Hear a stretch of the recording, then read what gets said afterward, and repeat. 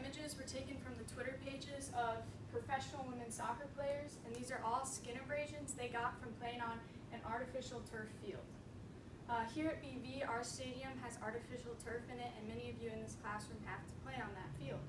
And even if you don't play on that field, with such a small campus, the chances are you have a friend that does.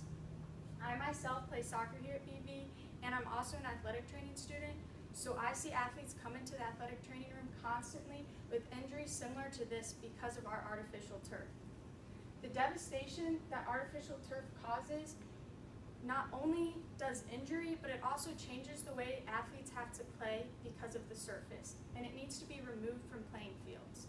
We need to confront the facts of artificial turf and change our playing fields to grass. The moment you step on artificial turf, you're at a higher risk of injury. The ESPN Sports Science showed that due to the increased friction of the plastic grass leaves on turf and then these black rubber pellets cause you 3 times more likely to get these skin abrasions compared to a natural grass field. But it's not just skin abrasions that are causing athletes to get injured. In a study done by the Andrews Institute of Orthopedic and Sports Medicine of 2,600 NFL games played on artificial turf were 65% more likely to result in an ACL injury of an athlete. These numbers to me are staggering, that we are taking the small conveniences of artificial turf and putting them above the safety of our athletes. Not only is artificial turf changing the way that athletes get injured, but it's also changing the style of play.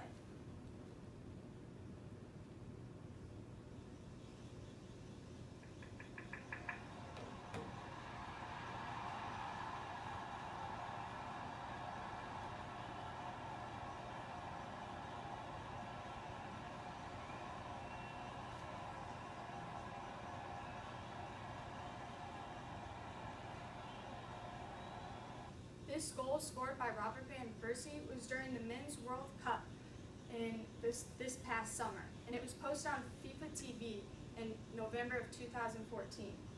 Because the Women's World Cup is coming up this following summer, which you should all know from my last speech, many people asked Abby Wambach if they would see a similar goal from her this summer. She stated in the New York Times in 2014 that there is no way she will have a goal like this in the upcoming World Cup because the women have to play on the artificial turf surfaces while the men got to play on natural grass. She, like many others, are staying off the surface of turf because they are afraid of getting injured. In a study done by the Journal of Sports Science in 2008, there is 50% less slide tackling in games played on artificial turf because all athletes are afraid that if they do slide, they will get these skin abrasions. But it's not just the fear of injury that is changing the game. That same journal did a study that looked at the speed of the ball on artificial turf, and it showed that when you shoot a shot on this 18-yard line, if you are just 0.01 second off on your shot, you'll be an astounding 11 feet wide of the goal. This is causing athletes who play on this turf to completely change their shot to adjust to the surface. Not only that, but because of the increased speed, the ball will bounce 28% higher. That doesn't sound a lot, but that is the difference between Shaquille O'Neal and his wife. I think we can all agree that that's a pretty significant amount. Now, it's pretty clear that artificial turf causes injury and changes the way games are played, and therefore we should take it away from playing fields. There is a very simple solution to this problem. If we move to grass fields, all of these numbers will decrease significantly. One of the most common things said about artificial turf is that it allows you to play no matter what the weather. This is a very misguided assumption because yes, artificial turf allows you to play when it's wet easier, but the moment it stops raining and the sun's out, artificial turf is actually a lot worse for you.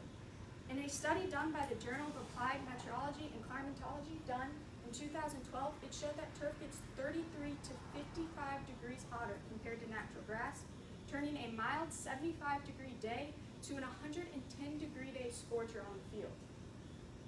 Not only does it make it hotter, but it is causing athletes' reaction time to go down, which will result in more injury.